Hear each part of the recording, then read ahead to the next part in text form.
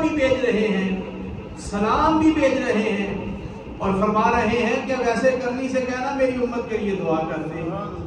تو حضور علیہ السلام نے جب صحابہ کا تعجب دیکھا تو فرمایا سنو، اویس اللہ پر ایمان رکھتا ہے، میری رسالت پر ایمان رکھتا ہے، لیکن اپنی بوڑھی ماں کی خدمت کی وجہ سے مجھ سے ملاقات نہیں کر سکتا۔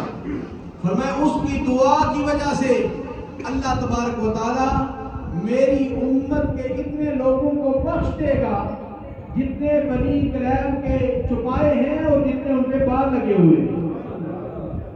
یہ تو حضور کے غلاموں کی شان ہے، امام الانبیاء کا اپنا مقام کیا۔ محترم حاضرین، دعا کی اتنی اہمیت ہے کہ حضور علیہ السلام ویسے کرنی سے بھی فرما رہے ہیں کہ میری امت کے لیے حدیث پاک جو مشکاۃ شریف من قبولها لا ذنوب علیها تمحص عنها باستغفار المؤمنین لها۔ اس کا معنی کیا ہے؟ میری امت پہ اللہ نے رحم کرا ہے، میری امت پہ اللہ نے رحم فرمایا۔ کتنا رحم ہوا ہے، جتنا بھی رحم ہوا ہے حضور کے صدقے میں۔ پہلی امت لم يلد ولم يولد ولم يكن له كفوا احد۔ بسم الله الرحمن الرحيم قل هو الله احد الله الصمد لم يلد ولم يولد ولم يكن له كفوا احد۔ بسم الله الرحمن الرحيم قل اعوذ برب الفلق من شر ما خلق ومن شر غاسق اذا وقب ومن شر النفاثات في العقد ومن شر حاسد إذا حسد۔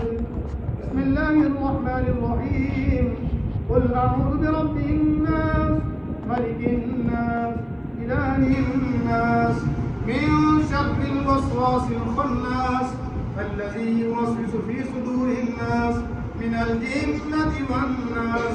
بسم الله الرحمن الرحيم الحمد لله رب العالمين الرحمن الرحيم مالك يوم الدين إياك نعبد وإياك نستعين اهدنا الصراط المستقيم عليه وسلموا تسليما۔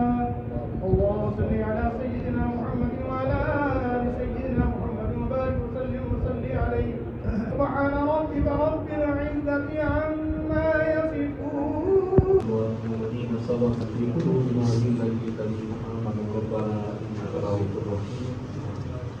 یا رب العالمین، یا ارحم الراحمین، یا غیاث المستغیثین، تیری توفیق کے ساتھ جو کلمات ہم ادا کر سکے، محفل پاک کے اندر تلاوت قرآن پاک ہوئی، ثناخوانی ہوئی، بیان ہوا اور ختم شریف پڑھا گیا۔